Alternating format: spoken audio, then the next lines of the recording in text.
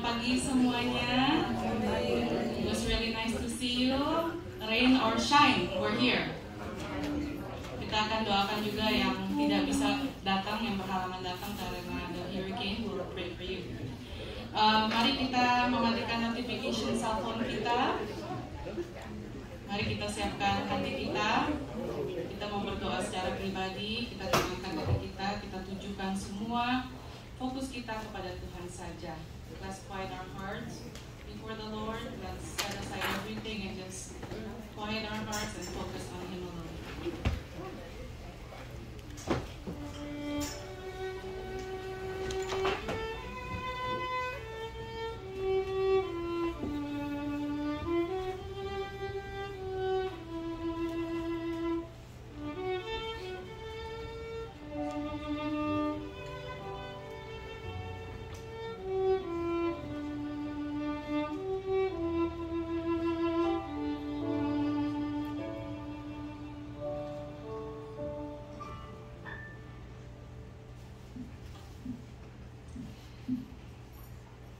Marilah kita bangkit berdiri, please stand. Mari kita mendengarkan panggilan beribadah yang diambil dari Amsal 14 ayat yang ke-27. Let's hearken the call of worship taken from Proverbs 14:27. Takut akan Tuhan adalah sumber kehidupan, sehingga orang terhindar dari jerat maut. Mari kita angkat nyanyian penghormatan kita. Let's raise our voice and sing to honor our Lord Jesus by singing Waymaker. God is presence with us. Tuhan hadir bersama kita.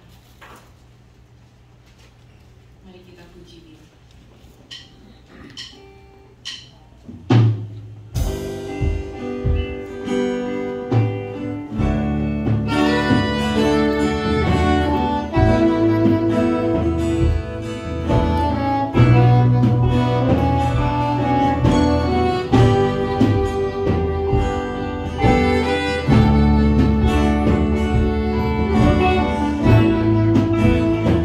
Say you are here.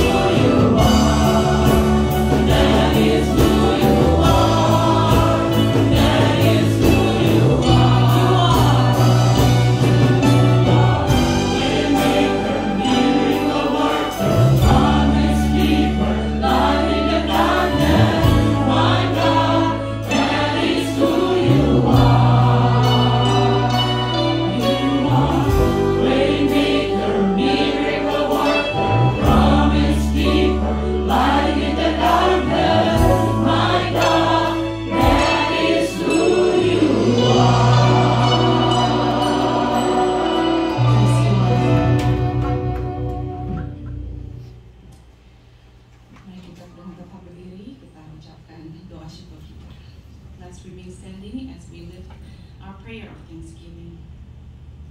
Bapa kami dalam surga, our Father in heaven, thank you Lord untuk kebaikan Tuhan bagi kami setiap hari dan kesetiaan Tuhan bagi kami setiap hari.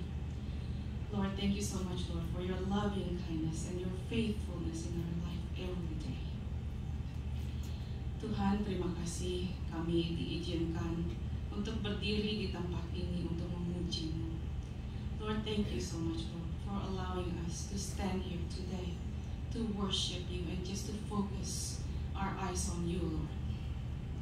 Terima kasih Tuhan untuk bimbingan Tuhan sepanjang minggu lalu.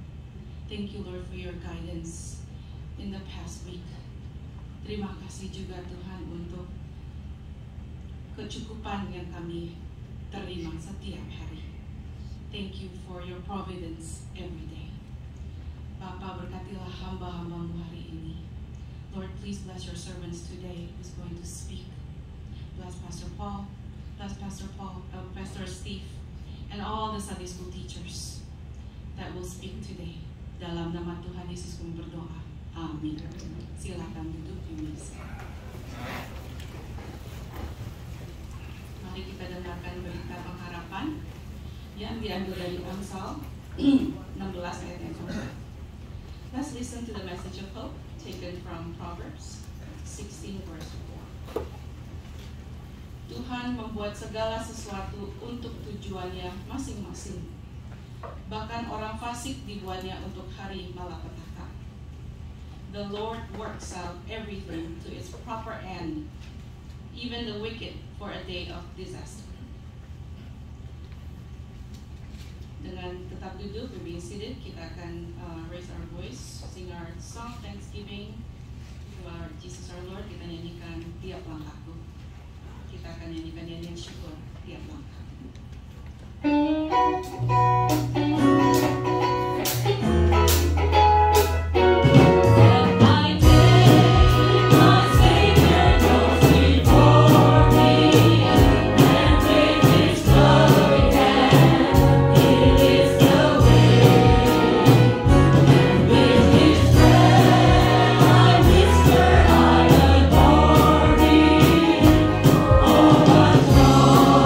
To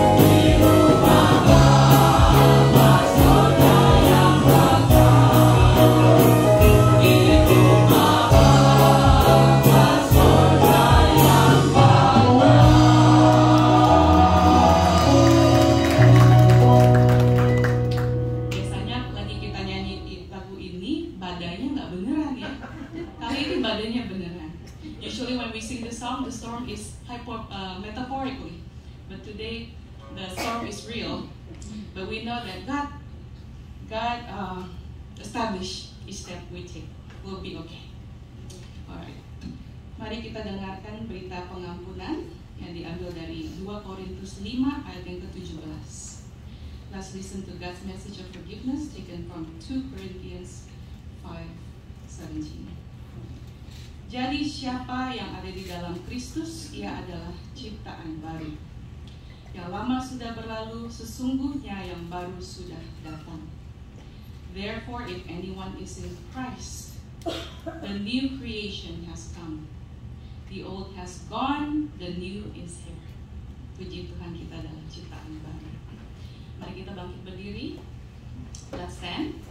Kita akan menyembah Tuhan dan menyanyikan lagu My Jesus I Love Thee.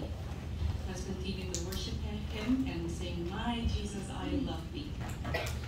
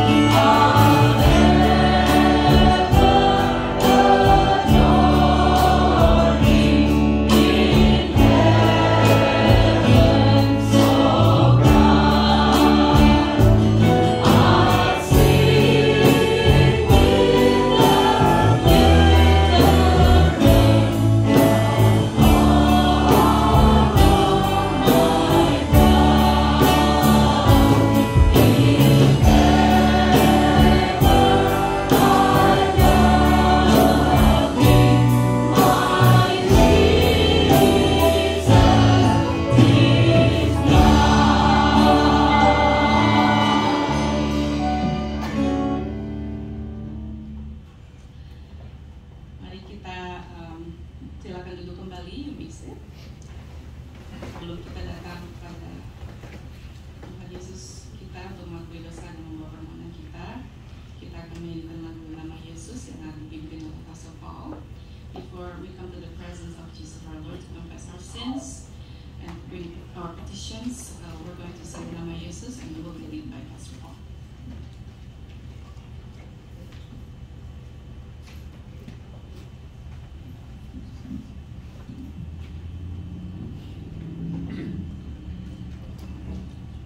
Pertama-tama, terima kasih meskipun hujan, saudara tetap datang.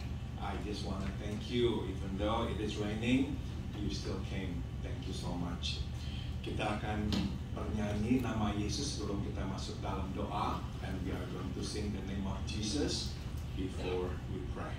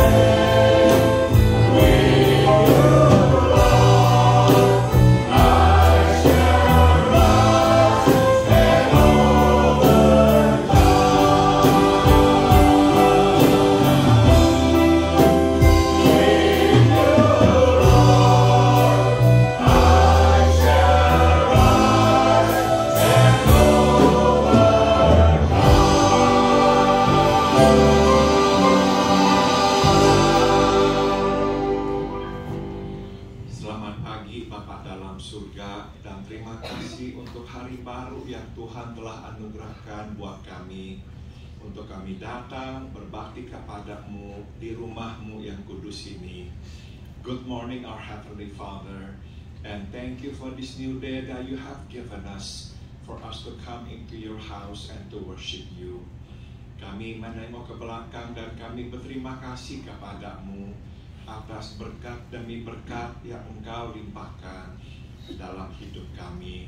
As we look back, Father, we can only give you thanks for blessing after blessing that you have bestowed upon us. Kami berterima kasih kepadamu. Tatkala kami lemah, engkau memberikan kekuatan kepada kami. We thank you, Father, because in times of weakness, you give us strength. Pada waktu kami sedang bingung, kau memberikan kepada kami petunjukmu.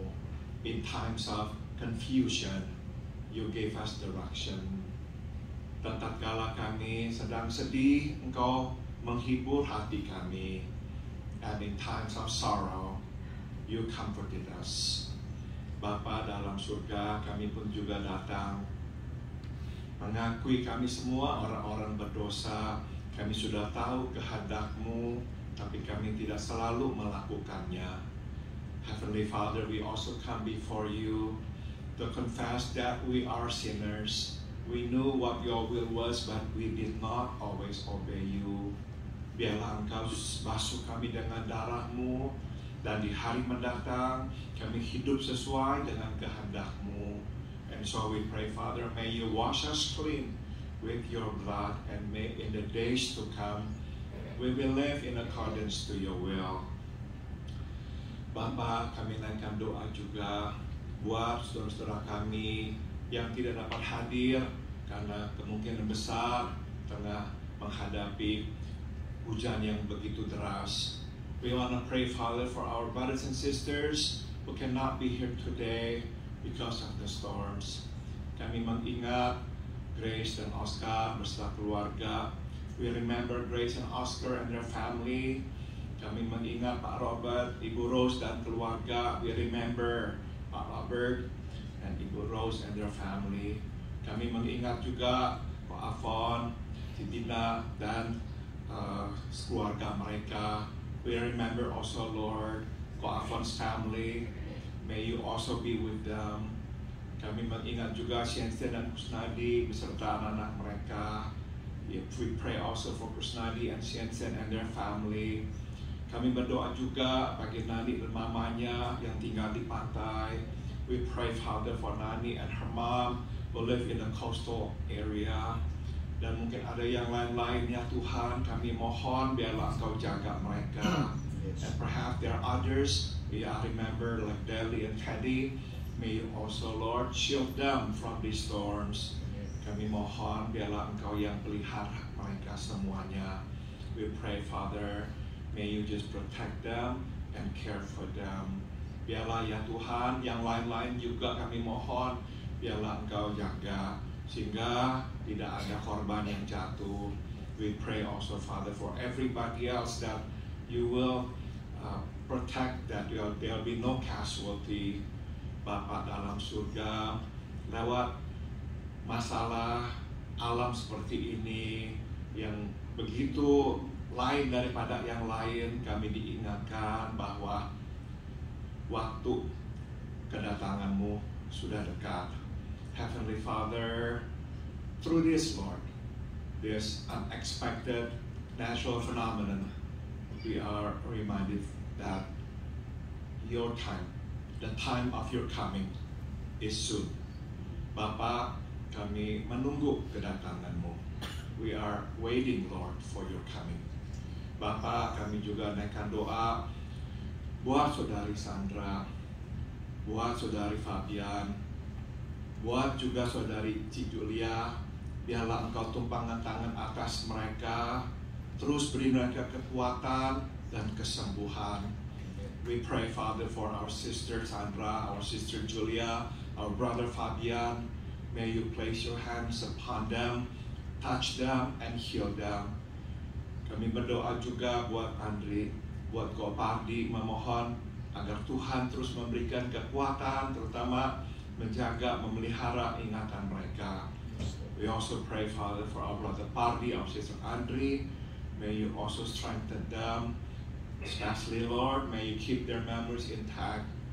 Kami berdoa juga buat Ci Ina, buat saudari Caitlin, biarlah Engkau juga yang terus jamah dan Engkau sembuhkan mereka pula. We pray, Father, for our sister Ina and also our sister Caitlin. May you also bless them with good health. May you continue to heal them. Kami berdoa buat Tante Elvir, biarlah Engkau yang menjamahnya, memberikan kesembuhan kepadanya. We also remember Tante Elvir. May you also touch her and heal her. Kami mengingat saudari Herwi Anyau, biarlah Engkau juga terus jamah dan sembuhkan mereka, terutama Herwi yang tengah menjalani kemo saat ini. We pray, Father, for our sister Herwi, our brother Anyau.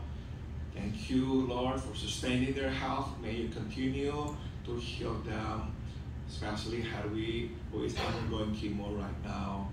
Kami juga berdoa buat Stephanie dan Mira, biarlah Engkau terus kuatkan tubuh mereka dan sembuhkan mereka. We also remember our sisters Stephanie and Mira. May you continue to strengthen them and to heal them. Kami berdoa juga buat Om Arthur, Pak Gustav, Pak Andreas. Berilah kekuatan kepada mereka menjalani perawatan minggu demi minggu. We pray, Father, for Om Arthur, Pak Andreas, and Pak Gustav. May you touch them, strengthen them as they go through treatment week after week. Bapak, kami juga naikkan doa buat kami-kami yang sedang bergumul di dalam hidup kami masing-masing yang kami tidak dapat utarakan kepada orang lain. Pray also, Lord, for every one of us here who has a personal struggle that cannot be expressed to anybody but you. Tuhan tahu siapa dan Tuhan tahu apa yang tengah dihadapi. You know who they are and you know what they are facing. Kami mohon biarlah Tuhan jamah, kuatkan mereka, berikan jalan keluar kepada mereka. We pray, Father, may you help them. May you open the way for them, Lord, that they can find relief and help from you. Bapa dalam surga, kami juga berdoa ya Bapa buat orang-orang yang sekarang sedang membangun hidup mereka kembali di Maui karena kebakaran. Biarlah Tuhan tolong mereka. We pray, Father, for the victims of fire, especially those who have lost their loved ones in Maui. May you provide comfort and strength. May you help them rebuild their lives again, Father. Bapa dalam surga, lewat semua ini kami diingatkan bahwa yang kami dapat genggam tidak ada yang kekal dan satu hari akan lepas dari tangan kami. Lord, through all of this we are reminded that whatever it is that we can hold is not eternal. And one day we may have to release it. Tapi ya Tuhan, kami punya Engkau dan Engkau punya kami. Dan kami akan terus dipegang oleh-Mu. Dan kami selalu bisa memegang Engkau. But this is what we know for certain, Lord, that you have us and we have you. And you hold us and we can always hold you. Sekarang kami berdoa, biarlah Engkau berkati firman-Mu yang akan kami dengarkan supaya kami mendapatkan petunjuk-Mu. And now we pray, may you bless your word so that we who hear it, Lord, will receive direction from you. Dalam nama Tuhan kami, Yesus Kristus, kami berdoa. In the name of Jesus, our Lord and our Savior, we all pray. Amen. Tema khotbah pada pagi hari ini adalah noda-noda masa lalu. The theme of today's message is stains of the past. Mari kita buka 1 Korintus pasal 6. Will you please turn your Bible to the book of 1 Corinthians chapter 6. 1 Korintus pasal 6.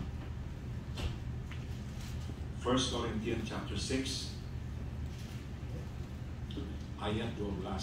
Oh ya, kita mau doa buat Kok Yusdar ya, tadi saya lupa. I forgot, we want to pray for Elus's father, Yusdar. Hari Rabu ini akan menjalani operasi jantung. This coming Wednesday, he will have an open heart surgery. Mari kita berdoa, let us pray. Kami naikkan doa ya Bapak buat saudara kami, Yusdar, yang hari Rabu nanti akan menjalani operasi jantung. We want to pray for our brother Yusdar, who will have an open heart surgery this coming Wednesday. Biarlah Engkau yang kuatkan, siapkan tubuhnya hari-hari ini. We pray, Lord, may in the days to come you will give him the strength that he needs, keep his body fit and healthy. Dan kami juga berdoa, biarlah Engkau urapi tangan para perawat dan dokter yang akan mengoperasinya. We pray also for your anointing upon the hands of the doctors and nurses who will treat him. Kami berdoa biarlah hasilnya baik supaya Engkau Yusdar kembali sehat. We pray, Father, for a positive outcome that our brother Yusdar will come out healthy, even healthier than before. Dalam nama Tuhan Yesus kami berdoa. In the name of Jesus we all pray. Amen. Mari kita bangkit berdiri, saudara-saudara, dan membaca 1 Korintus pasal 6 ayat 12. Let us stand and read 1 Corinthians 6 verse 12. Only one verse. 1, 2, 3. Segala sesuatu halal bagiku, tapi bukan semuanya berguna. Segala sesuatu halal bagiku, tetapi aku tidak membiarkan diriku diperhamba oleh suatu apapun. Silakan duduk. Saudara, kita ini berubah secara perlahan-lahan dan secara bertahap, yaitu langkah demi langkah, lapis demi lapis. We change slowly and gradually, step by step, layer by layer. Biasanya kita ini mulai berubah di bagian atau lapisan luar, perlahan-lahan akhirnya masuk ke lapisan yang di dalam, yaitu intinya yang membangun karakter dasar kita. We usually begin with the outer layer and slowly work our way to the inner layer. And that inner layer is the core that forms our basic character. Jadi dapat dimengerti bahwa yang paling susah dan makan waktu paling lama untuk berubah adalah yang ada di dalam, yaitu keyakinan-keyakinan dasar kita. It is then understood that the most difficult and takes the longest to change is that which is in the inner layer, our core beliefs. Nah, di dalam ayat ini kita akan melihat betapa tidak mudahnya mengubah bagian yang di dalam itu. Here in this passage, we will see how difficult it was to transform the inner layer. Nah, karena memang ini bukan hal-hal yang baik atau karakter yang baik, maka saya menyebut hal-hal ini noda-noda masa lalu. Because these are not good and holy characters, I call them stains of the past. Apa itu? Yakni nilai-nilai hidup kita dan cara-cara hidup kita yang berdosa, yang telah tertanam sejak kita kecil dan menampakkan diri dalam bentuk sikap-sikap kita dan keyakinan-keyakinan kita. Stains of the past are life's values and ways of thinking that are sinful, that have been ingrained since early on in life, which manifest themselves in the forms of attitudes and beliefs. Nah, sayangnya saudara, sebagaimana dapat kita lihat di sini, bukan saja noda-noda masa lalu ini akan mempengaruhi, memperburuk kehidupan rohani kita, tapi juga akan menguasai perilaku dan pilihan-pilihan yang kita buat atau orang-orang Korintus ini buat. Sadly, as we can see, not only do these stains damage their spiritual lives, the people in Corinth, but they also have a strong grip on their behaviors and the choices they make. Nah, saudara, ada dua yang Paulus angkat. Maaf ya, saya hampir lupa ininya. Oke. Yang pertama adalah saya berhak melakukan apapun. And the first is I have the right to do anything. Saudara, orang-orang Korintus ini dibesarkan dalam lingkungan dengan sebuah keyakinan bahwa mereka berhak melakukan apapun. You see, these folks in Corinth grew up with a belief that they had the right to do anything.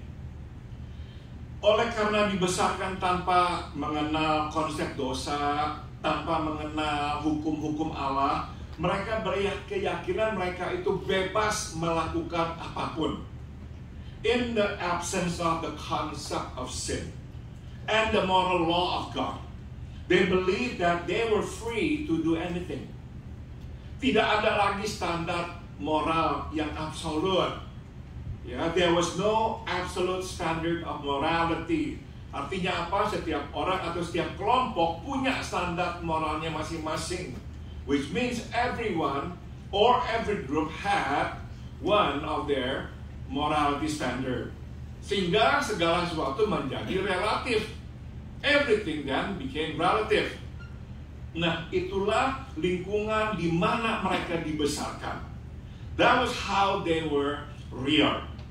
Nah, waktu mereka menjadi orang Kristen, mereka membawa mentalitas ini ke dalam kehidupan Kristiani mereka.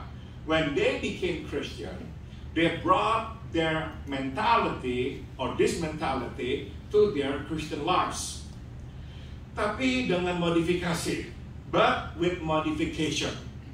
Saudara, karena sudah mengenal hukum-hukum Allah dan juga dosa bila mereka melanggarnya, maka mereka berpendapat selama mereka tidak melanggar perintah-perintah Allah, mereka bebas melakukannya. Knowing that there are laws of God and resulting sins when they break them, they now say that as long as they do not break God's commandments, they are free to do it. Jadi bentuknya berbeda, isinya tetap sama. So you see different forms, but the same essence. Esensinya atau isinya sama, yaitu apa? Kebebasan. Tapi penerapannya yang berbeda. Sebelum menjadi orang Kristen, tanpa ada batas. Setelah menjadi orang Kristen, ada batas. So you see the essence is the same, which is freedom, but the application is different. Before they became Christian, without limit. Now, after they became Christian, with limit. Dan pagarnya adalah hukum Allah, and the boundary is God's law. Bagi mereka, selama apapun itu bukanlah dosa, mereka bebas melakukannya. To them, as long as it is not a sin, they are free to do it. I purposely have that pork chops on the screen. Ya. Nah, saudara, di titik inilah Paulus datang dengan perspektif yang baru. And this is where Paul comes in with a new perspective. Yaitu apa? Mungkin boleh, tapi belum tentu bermanfaat. And the new perspective is, yes, it may be permissible, but it may not be beneficial. Saudara, mungkin kita pernah mendengar istilah orgi, yang berarti secara harafiah pesta, pora. Perhaps we have heard of the term orgy. It means literally party. Yang mungkin tidak kita ketahui adalah arti kata itu buat orang yang hidup di abad pertama dengan latar belakang Roma Yunani. Latar belakang di mana orang-orang Kristen Korintus itu hidup. What we may not know is what the word meant to them for the first century Greco-Romans background where these Corinthians lived in. Saudara, orgi atau pesta pora bukan saja dansa-dansa dan menyanyi, tapi juga hubungan seksual dengan siapapun yang ada dalam pesta itu, serta makan sepuas-puasnya. You see, orgy or party was not only singing and dancing, but he was also having sex with other party goers and unlimited eating. Jadi artinya apa? What does it mean? Mereka akan makan begitu banyaknya sampai perut mereka itu hampir meletus. Kemudian mereka akan muntahkan makanan itu, makan lagi, sampai mau meletus lagi perut mereka, muntahkan lagi. Begitu berkali-kali. So what they would do, they would eat till their stomach almost burst. Then they would force vomit it. And they would repeat the whole cycle again and again. Nah, kita dapat beranggapan setelah orang-orang Korintus ini menjadi orang Kristen, mereka berhenti mengunjungi pesta-pesta pora seperti ini. We can assume that after these Corinthians became Christian, they stopped going to these wild parties. Tapi tampaknya, saudara, mereka mempertahankan gaya hidup yang tidak sehat ini. Setidak-tidaknya spirit dari gaya hidup yang tidak sehat ini. But apparently, they keep this unhealthy lifestyle. At least the spirit of that unhealthy lifestyle. Mereka akan makan semau mereka dan sebanyak maunya mereka. They eat all they want and as much as they want.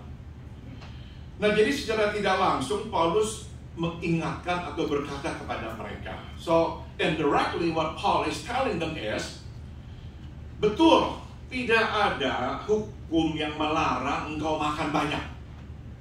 Look, there is no law against eating much. Betul. Memang juga tidak ada hukum yang melarang engkau untuk muntahkan makanan itu. In fact, there is no law against vomiting it. Tapi yang engkau lakukan itu tidak baik. But what you do is not good. Dan kau tidak boleh melakukan apapun yang tidak baik atau yang tidak bermanfaat. And you should not do anything that is not good or beneficial. Engkau harus lihat masalah seutuhnya. So, look at the bigger picture.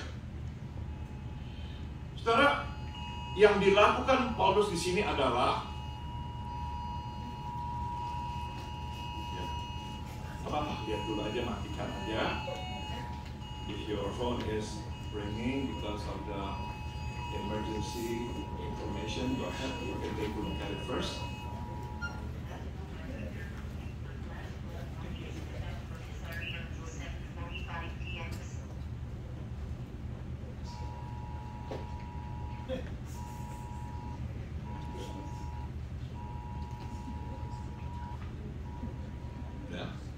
Okay, let's continue. Saudara, yang dilakukan Paulus di sini adalah dia memperkenalkan tahap pemahaman yang lebih tinggi dalam memaknai kehendak Tuhan. You see, here Paul is introducing a higher level of understanding in interpreting God's will, yaitu kehendak Tuhan bukan hanya tentang menaati Tuhan atau tidak melanggar perintahnya. The will of God is not only a matter of obeying God or not breaking His law. Singkat kata, kehendak Allah bukan hanya tentang berdosa atau tidak berdosa. In other words, the will of God is not only about sinning or not sinning. Kehendak Allah lebih besar dari itu. The will of God is greater than that. Kehendak Allah adalah tentang melakukan sesuatu yang membawa kebaikan. It is about proactively doing something that brings good. Jadi, Paulus ini berargumen, jangan melakukan sesuatu yang tidak membawa kebaikan, meskipun itu bukanlah dosa. So Paul argues, don't do anything that brings no good, even though it is not a sin. Makan berlebih-lebihan, memuntah-muntahkannya tidak baik untuk tubuh. Jadi jangan lakukan. Eating excessively and forced vomiting are not good for the body, so don't do it. Jangan menyalahgunakan tubuhmu karena tubuhmu itu kudus. Do not abuse your body because your body is sacred. Tubuh adalah rumah dari Roh Kudus. It is the temple of the Holy Spirit. Let's stop sebentar. Let's pause first.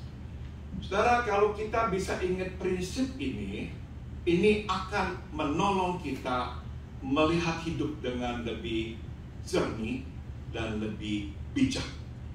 If we can just remember this simple principle, we can see life more clearly and live more wisely.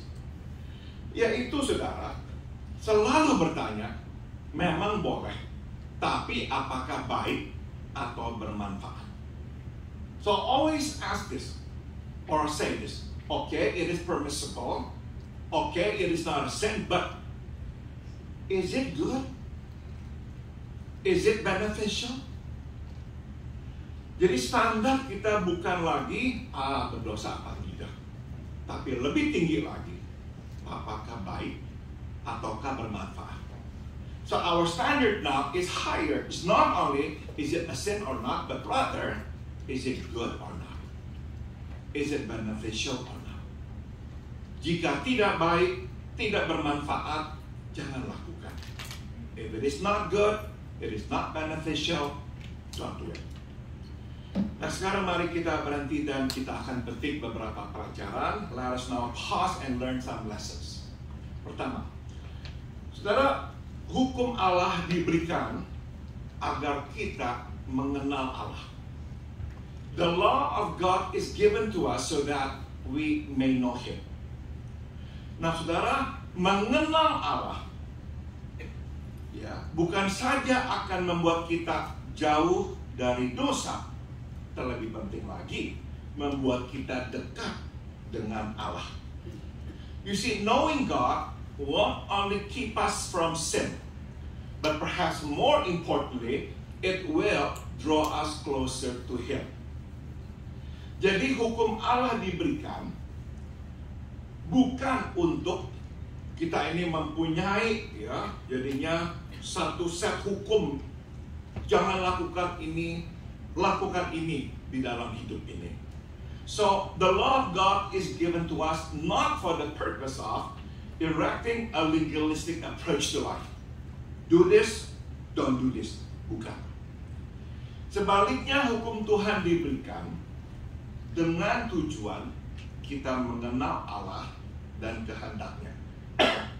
Instead, the law of God is given to us for the purpose of knowing Him and His will. Dan mengenal kehendak Allah lebih dari sekadar dosa apa tidak dosa, tapi baik atau tidak baik. And His will is more than just is it sin or not, but rather is it good or not. Jadi kita juga bisa berkata bahwa hukum Allah diberikan kepada kita agar kita mempunyai hikmat mengetahui dan melakukan apa yang baik. So you see, we can also say that the law of God is given to us so that we will have wisdom to know and to do that which is good. Mengenal Allah dan memiliki hikmat untuk mengetahui apa yang baik. Itulah tujuan hukum Allah. To know God and to have wisdom to know that which is good. That is the purpose of the law of God. Pada awal penciptaan, Tuhan menanam atau membuat taman di Eden, di mana Dia menempatkan Adam dan Hawa di sana. In the beginning of creation, God planted a garden in Eden, where He put Adam and Eve there. Kejadian 2 ayat 9 memberitahukan kita bahwa di dalam taman itu Allah menumbuhkan berbagai pohon yang enak dilihat dan baik untuk dimakan. Genesis 2 verse 9 tells us that in that garden God made every tree grow that is pleasant to the sight and good for food. Pohon kehidupan ada di tengah-tengah taman itu, juga pohon pengetahuan yang baik dan yang jahat. The tree of life was also in the midst of the garden, and the tree of the knowledge of good and evil. Nah, kita tahu buah pohon itulah pohon pengetahuan baik dan jahat yang dilarang oleh Allah untuk dimakan oleh Adam dan Hawa, tapi mereka tetap memakannya. As you all know, it was the fruit of that tree, the knowledge of good and evil, that God forbade Adam and Eve to eat, but they ate it anyway. Nah, Berlawanan dari apa yang dikatakan oleh iblis kepada Hawa, bahwa kata iblis, setelah engkau makan buah itu, engkau akan menjadi seperti Allah, tahu apa yang baik dan jahat. Contrary to the devil's words to Eve, that after she ate that fruit, she would be like God, knowing good and evil. Ternyata setelah dia dan Adam memakan buah itu, mereka dan seluruh manusia tidak menjadi seperti Allah. But what happens after she and Adam ate the fruit, they and all humanity did not become like God. Pada kenyataannya, mereka dan kita semua justru kehilangan pengetahuan akan yang baik. In fact, they and we lost the knowledge of good. Kita hanya bertambah tahu apa yang jahat. We only gain the knowledge of evil. Pada akhirnya, kita malah makin menjadi lebih baik dalam pengetahuan dan perbuatan yang jahat. In the end, we only become better in the knowledge and practice of evil. Nah, jadi ini pelajaran berikut yang bisa kita petik. Is then the lesson we can learn. Ketidaktaatan pada Tuhan menyebabkan kita kehilangan pengetahuan akan apa yang baik. Sementara ketaatan pada Tuhan menyebabkan kita memperoleh pengetahuan akan apa yang baik. Disobedience to God causes us to lose knowledge of that which is good, while obedience to God causes us to gain knowledge of that which is good. Mengenal Allah membuat kita mengenal apa yang baik. Knowing God leads to knowing good. Dan itu yang dikatakan, diajarkan Paulus kepada jemaat di Korintus. And that's what Paul is trying to tell the church in Corinth. Kenallah Tuhan. Know God. And you will know that which is good. Engkau akan juga tahu apa yang baik. Jadi berhenti berpikir dalam konsep dosa. Selama saya tidak berdosa. So Paul is saying to them, stop thinking only in terms of sin, as long as I don't commit sin. Saudara, di sini kita lihat jadinya Paulus meninggikan standar. So we can see here Paul raises the bar. Dari tidak berbuat dosa kepada berbuat baik. Dari tidak melakukan yang negatif, melakukan yang positif. From not committing sin to committing good. From not doing the negative to doing the positive. Saudara, relasi bertumbuh lewat fase demi fase. Relationships grow in phases. Nah, saya panggil fase yang pertama adalah fase jangan lakukan. The first is what I call the don't phase. Kita tidak melakukan sesuatu karena seseorang. We don't do something because of someone else. Jadi kita tidak bisa berkata, oh kita ini sekarang dalam relasi, baik itu pernikahannya atau relasi yang dekat dengan orang, tapi kita berbuat semau kita. Hence, we cannot claim to be in a relationship if we do as we please. Nah, fase awal ini adalah fondasi relasi. So you see, this first phase is the foundation of relationships. Harus ada, kalau tidak ada relasi. Ya, it is a must. Without it, there will be no relationships. Fase kedua adalah yang saya panggil fase lakukan. The second is what I call the do phase. Di mana kita berbuat sesuatu demi atau untuk orang lain. Where we do something for someone else. Kita tidak harus, tapi kita mau melakukannya. We don't have to do it, but we want to. Nah, sebagaimana kita bisa mungkin teka, relasi kasih seharusnya berdiri di atas fase kedua ini. As you can already guess, a love relationship is supposed to stand on this second phase. Nah, sementara fase jangan lakukan syarat dengan tekanan, juga rasa bersalah. Fase lakukanlah bebas dari tekanan atau rasa bersalah. While the don't phase is replete with pressures or even guilt, the do phase is free from pressures or guilt. Justru di dalam relasi ini ada banyak sukacita. It's in fact full of joy. Nah, Paulus menasihati orang-orang Kristen ini, ya, bukan saja untuk membebaskan diri dari pola pikir mereka yang lama, tapi untuk naik setingkat lebih tinggi, mengadopsi cara pikir yang baru.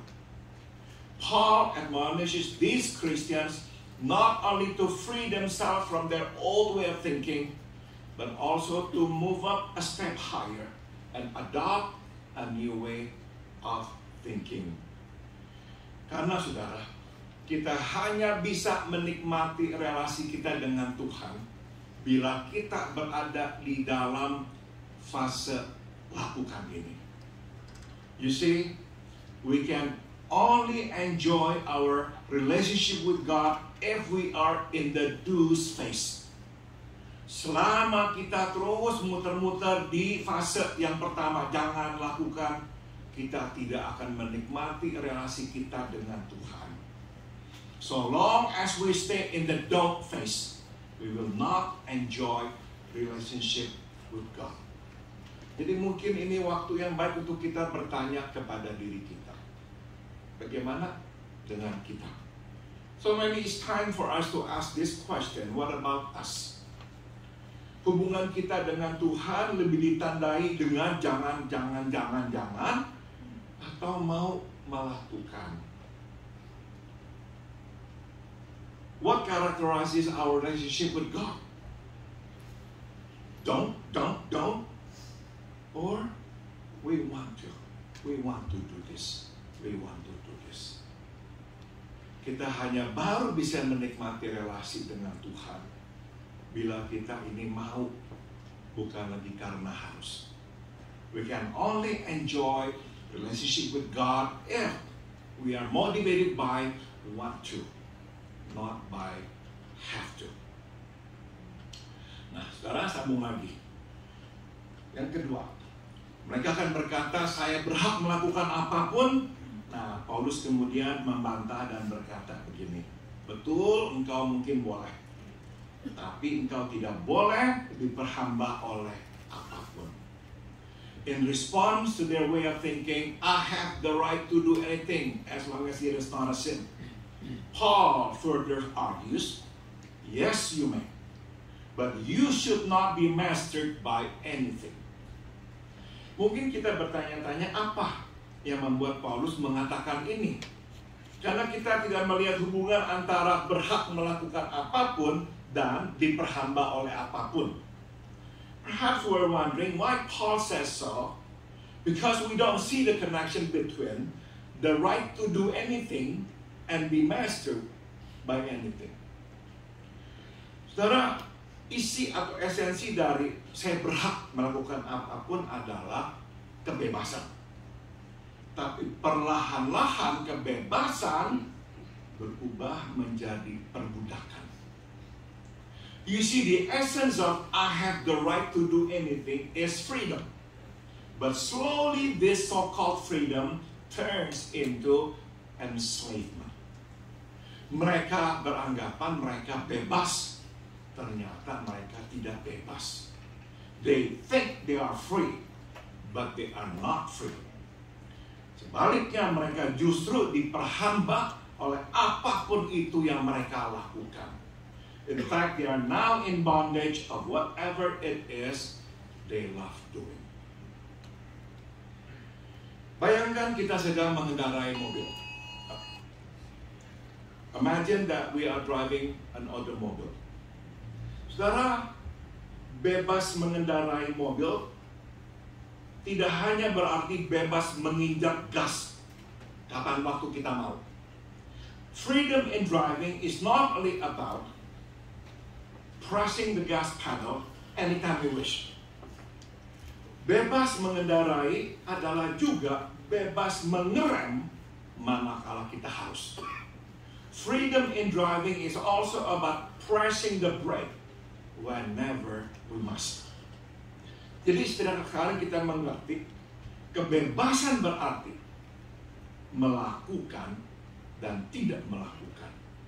Now we understand, freedom is about doing and not doing. Kita hanya akan benar-benar bebas bila kita dapat berkata tidak dan tidak hanya berkata iya terhadap keinginan kita. We are only and truly free if we can say no and not only say yes to our desires. Perhatikanlah orang-orang yang hidup hanya untuk memuaskan keinginan mereka. Look at those who live to indulge their desires. Baik itu kenikmatan, uang, pekerjaan, bahkan pelayanan. Be it pleasures, money, work, or even ministry. Apa yang akan kita lihat? Kita akan melihat budak, bukan orang yang bebas. And we will see slaves, not freedmen. Mereka budak kenikmatan, budak uang, budak pekerjaan, bahkan budak pelayanan. They are slaves to pleasures, to money, to their work, or to their ministry. Karena mereka terus mengejar kenikmatan, uang, pekerjaan, atau pelayanan. Because they always pursue pleasures, money, work, or ministry. Jadi berhati-hatilah. So watch it. Kalau tidak berhati-hati, kebebasan bisa berubah menjadi perbudakan. If we're not careful, freedom can turn into slavery. Saudara, hanya ada satu selaput tipis yang memisahkan keduanya. You see, there's only a thin layer that separates the two. Jadi belajarlah berkata tidak terhadap kenikmatan, uang, pekerjaan, atau bahkan pelayanan. So learn to say no to pleasures, money, work, or even ministry. Kristus telah membebaskan kita bukan saja dari belenggu dosa, tapi dari segala jenis belenggu, tidak soal seberapa baik penampilannya. Christ has freed us not only from the bondage of sin, but also from any bondages, no matter how innocent they may seem. Sebelum saya akhiri, saya akan tinggalkan saudara dengan beberapa perenungan ini. Before I conclude, let me leave you with these thoughts. Saudara, noda-noda masa lalu adalah gaya hidup kita yang lama, cara pikir kita yang lama, yang terus mempengaruhi kita dan menghambat pertumbuhan kita dalam Tuhan. Stains of the past are our former ways of life and ways of thinking that continue to control us and hinder our walk with Christ. Apakah kita bisa menghilangkannya? Can we get rid of these stains? Bisa, dengan satu syarat. Yes, we can on one condition. Kita mesti mau. We must want to. Dan langkah pertama yang mesti kita ambil adalah mengakuinya. And the first step to take is to admit it. Apakah noda masa lalu kita? What stained us? Buat orang-orang Korintus, kebebasan itulah. Mereka mau hidup bebas. Itulah noda masa lalu mereka. To the Corinthians, it was freedom. They wanted to live freely. Jadi mereka modifikasi, mereka kemudian masukkan ke dalam kehidupan Kristen mereka. So they modified it and brought it to their Christian life. Mereka tidak bisa lepaskan itu karena mereka tidak mau. You see, they did not let go of it because they did not want to. Mereka tetap mau bebas. Mereka tidak mau sepenuhnya tunduk kepada Kristus. They still wanted freedom. They did not want to submit to Christ fully. Kita juga mungkin punya noda-noda masa lalu itu. We too have our share of the stains of the past. Saya tidak bisa menyebut satu persatu karena terlalu banyak. I cannot name them one by one. There is too many. Nah, untuk kita tahu apa itu, kita perlu bertanya pertanyaan-pertanyaan ini. To know, we need to ask ourselves these questions. Apa itu tentang masa lalu kita yang terus menghantui kita, yang terus menampakkan diri dalam hidup kita sampai hari ini? What is it about or from our past that keeps popping up in our lives today? Apakah ada tema-tema tertentu yang terus memasuki pikiran dan hati kita?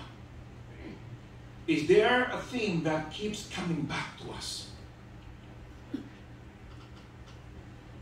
Nah, pertanyaan yang berikut adalah, apakah kita siap melepaskannya? Dan bila tidak, mengapa? Are we ready to let them go? And if not, why? Selama kita menyimpan noda-noda masa lalu ini, kita tidak akan bisa bertumbuh secara rohani. So long as we have these things, we will not grow spiritually. Begitu kita bisa lepaskan, baru kita akan bertumbuh. Once we get rid of them, we will grow faster.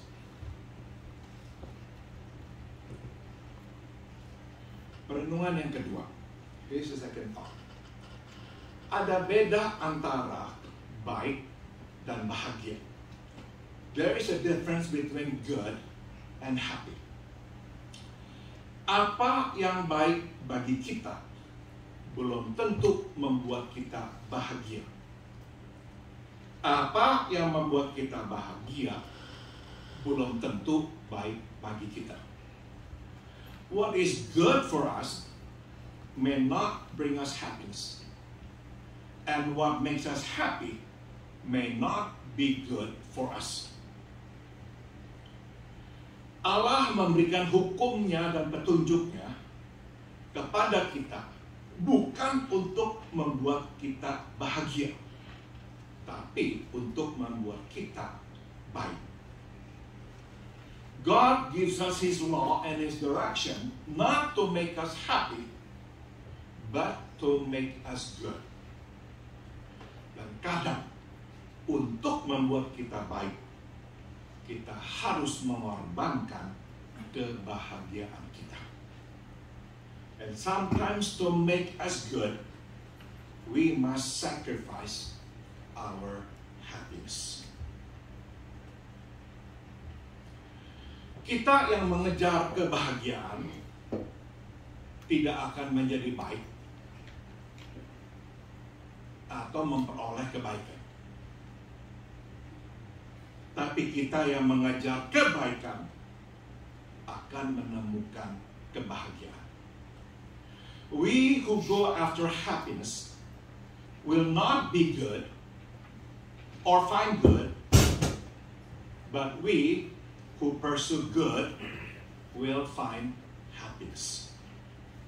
Tapi ini yang perlu kita perhatikan. But please listen to this part. Dalam perjalanannya, kita mungkin tidak mengalami kebahagiaan itu. Tapi pada akhirnya, kita akan mendapatkan kebahagiaan itu. In the process, we may not experience that happiness. But in the end, we will find happiness. Kenapa? Why? Saudara, kita bahagia bukan karena hidup berjalan sesuai keinginan kita. We're happy not because life has gone our way. Tidak. Kita bahagia karena kita melihat hidup telah berjalan sesuai kehendak Tuhan. But we're happy because life has gone God's way. Dan kita tahu jalan Tuhan selalu berakhir dengan kemuliaan Tuhan. And we know God's way leads to God's glory. Saudara, bayangkan kita ini di atas ranjang dan kita tidak mempunyai waktu yang banyak untuk kita ini hidup. Imagine ourselves lying in our bed and we don't have much time anymore in life. Saya tanya, apa yang akan membuat saudara bahagia? What is it that would make us or you happy? Saya percaya, saudara, yang membuat kita akan berkata saya sungguh-sungguh bahagia bukan karena hidup berjalan sesuai dengan yang kita mau, tapi kita bisa melihat hidup berjalan sesuai dengan yang Tuhan mau, dan yang Tuhan mau itu baik dan membawa kemuliaan baginya. I'm sure of this. When we look back, I don't think we would ever say, oh, I'm truly happy because everything went the way I wanted. No.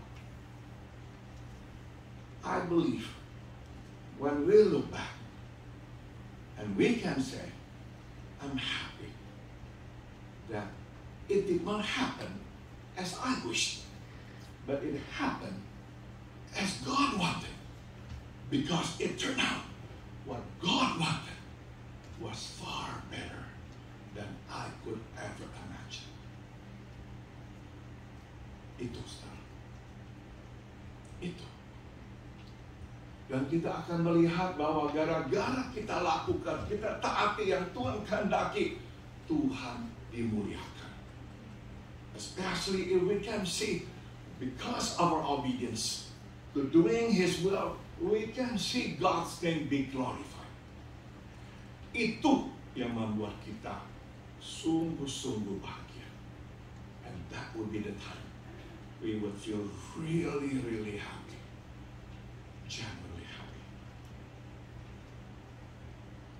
Terakhir, here's the last one. Kita ini diberikan kebebasan di dalam Kristus. Ya, we have a lot of freedom in Christ. Kita boleh berbaju sesuai dengan keinginan kita. Kita boleh mempertahankan kepribadian kita. Ya, we can dress as we wish. We can keep our personalities. Kita boleh nyanyi lagu-lagu duniawi, tidak apa-apa ya, saudara. Kita boleh berdansa, menari, dan kita bahkan boleh minum anggur. We can sing so-called worldly songs. We can dance and drink wine. Yes, you can. Dan kita tidak apa-apa pergi ke pesta. And we can even party. Tuhan memberi ruangan yang besar kepada kita untuk mengekspresikan diri kita dan menikmati hidup ini. You see, God gives us a lot of room for self-expression and enjoying life. Salah kalau kita berkata Tuhan itu tuh melarang-larang, membatasi kita. Ya, it is mistaken if we say God is restricting us. Tidak, Tuhan memberi kita kebebasan. No, He gives us freedom. Bahkan Dia memberikan kebebasan yang sepenuhnya. In fact, He gives us ultimate freedom. Tapi ini ada syaratnya. But here's the condition. Kita mesti mati terhadap diri kita sendiri. The condition is we are to be dead to self. Saya akan kutip perkataan dari Dallas Willard dalam bukunya Renovation of the Heart. Dia berkata, mati terhadap diri sendiri adalah kondisi di mana sewaktu kita tidak mendapat yang kita inginkan, kita tidak lagi terkejut, tidak lagi terlukai, tidak. Karena semua itu tidak lagi mempengaruhi atau menguasai kita. He says, being dead to self is the condition where the mere fact that I do not get what I want does not surprise me or offend me and has no control over me.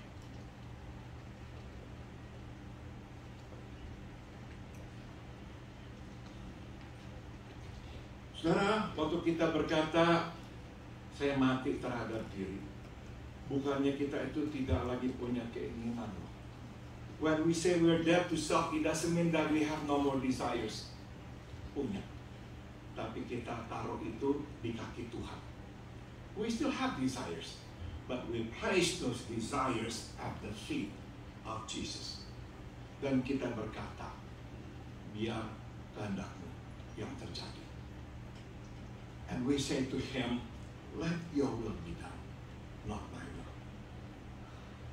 Jadi kita akan berbahagia waktu kita melihat kehendak-Nya yang terjadi. And we'll be happy when we see His will be done. Kita hanya akan mengalami kebebasan bila kita benar-benar mati terhadap diri sendiri. Sewaktu Allah menguasai kita sepenuhnya, ketika kita percaya kepadanya, waktu kita berkata, bukan kehendak-Ku tapi kehendak-Mu ya Tuhan yang terjadi. We will only experience true freedom if we are dead to self. When God is all over us, when we trust Him, and when we say, not my will, but your will be done. Dan ini yang penting terakhir juga, and this is important too. Kita mungkin tidak mendapatkan yang kita inginkan. We may not get what we want. Kita mungkin tidak memperoleh apa yang kita harapkan. We may not have what we hope for. Tapi kita puas dan kita bebas. But we are content and we are free. Karena kita telah memiliki sesuatu yang paling berharga. Kasih Allah. Because we have what is most precious. The love of God. Tidak ada yang lebih berharga dari ini. Nothing is more precious than this. Mari kita berdoa. Let's pray. Oh, heran-heranlah.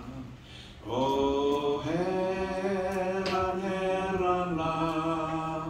Sebab ku tahu Tuhan cintaku. Oh, heran-heranlah. Oh, heran-heranlah. Sebab ku tahu Tuhan cintaku. Oh, heran-heranlah.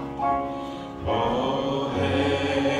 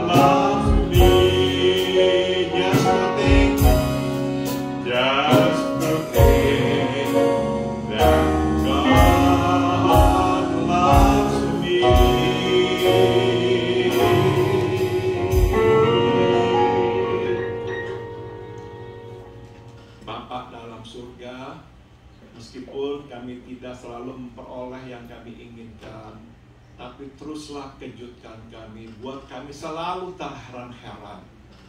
Tuhan kok mengasihi kami. Lord, this is our prayer. Even though we may not get what we want or we hope for, we pray, Lord, may we always be amazed by this simple fact that you love us. You love me. Thank you. Through Jesus, your Son, we all pray. Amen.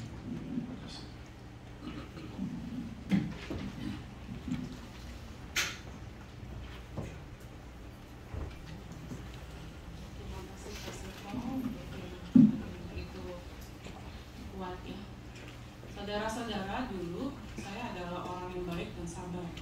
Sampai saya ketemu suami saya dan anak-anak saya. I used to think that I'm very kind and patient until God sent me my husband and my 2 kids. God find a way how to teach us. Tuhan memberi jalan untuk kita keluar dari bondage our sins, ya. Mari kita bernyanyi, God will make a way.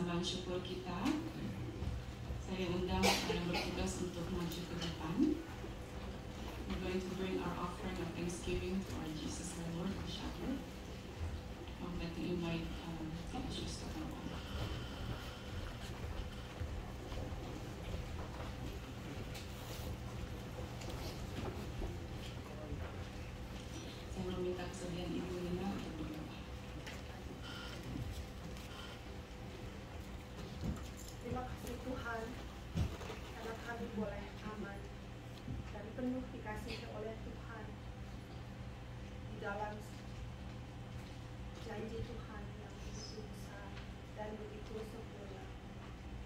Tuhan, terima kasih walaupun penuh dengan kesulitan, tetapi itu yang terbaik bagi kami. Saat ini pun kami akan datang membawa persembahan kami, Tuhan. Biarlah Engkau menerima dan Engkau bersukacita atas kami. Terima kasih Tuhan, dalam nama Yesus kami berdoa. Amin. Selama persembahan diadakan, kita akan menikmati persembahan syukur yang berjudul Search Me, O God, yang akan dibawakan oleh Ibu Barbara dan Ibu Sofia Lin.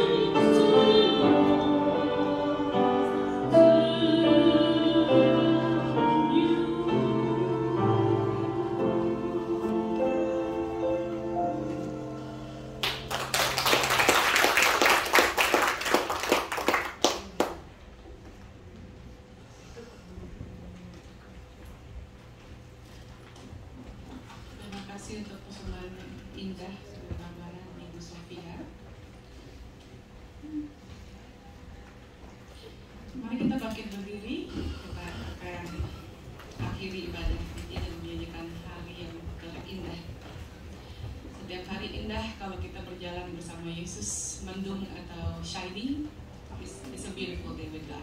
Ya. Mari kita nyanyikan.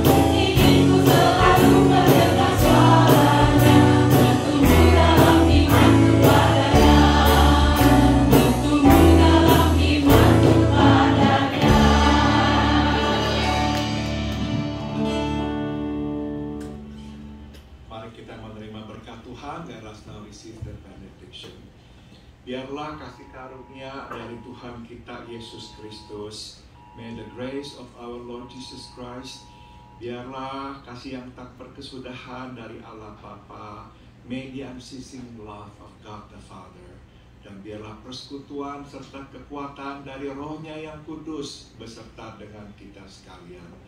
And may the fellowship and the power of His Holy Spirit be with us all. Dari sekarang sampai kita berjumpa dengan Tuhan kita Yesus di surga nanti. From now on until we see Him face to face in heavens above. Amin.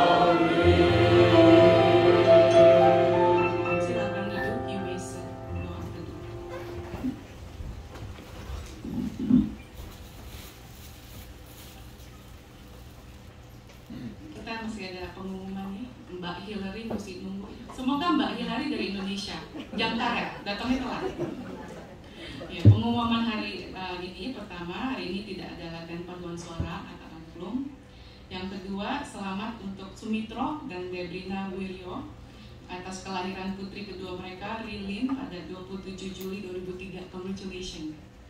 Yang ketiga, dalam rangka penggalangan dana retreat, Minggu 27 Agustus akan dijual siomay Bandung seharga $13 seporsi. Silakan pesan kepada saudari Peggy, nomor teleponnya tercantum, dan atau saudara Sheila, nomor teleponnya juga tercantum di bulletin. Yang keempat, terima kasih untuk semua yang sedang mengambil bagian dalam pelayanan hari ini. Tuhan memberkati.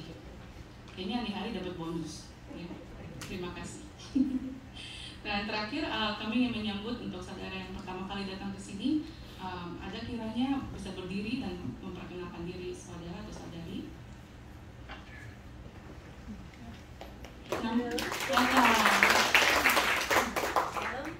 Ya, nama saya Rosa.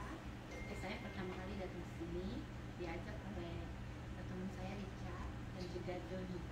Oh, selamat datang Apabila saudari belum ada gereja, kami ingin mengundang saudari untuk datang kembali. Terima kasih. Selamat ulang tahun untuk Olivia Pratama 20 Agustus. Ibu Marlina Farah 22 Agustus. Akhirnya di soalnya ya. Soalnya ada storm. Oke, Ibu Rusarore happy birthday 25 Agustus. Pak Richard Budiman happy birthday. Oke, kehadiran dan persembahan ada di bulletin dan pelayanan minggu depan untuk semua yang bertugas mohon diperhatikan. Mari kita tutup dengan doa.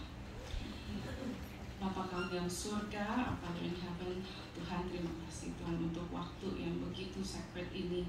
Lord, thank you so much Lord for this sacred time that we have with you. Tuhan, tolong Tuhan kami mohon dengan sangat supaya semua yang ada di sini boleh pulang dengan selamat dan boleh kembali ke rumahnya masing-masing. Lord, we beg you, please guard and protect everybody who are here today so they can all go home safely. Tuhan juga berkati juga tangan-tangan yang sudah mempersiapkan makanan hari ini. Lord, also please bless those who already prepare the food today. Tuhan juga berkatilah fellowship kami habis ini supaya semuanya boleh membangun dan memberkati satu sama lain. Also please Lord, that whatever we do and whatever we say in the fellowship, it can be a blessing for each other. In Jesus' name we pray. Amen.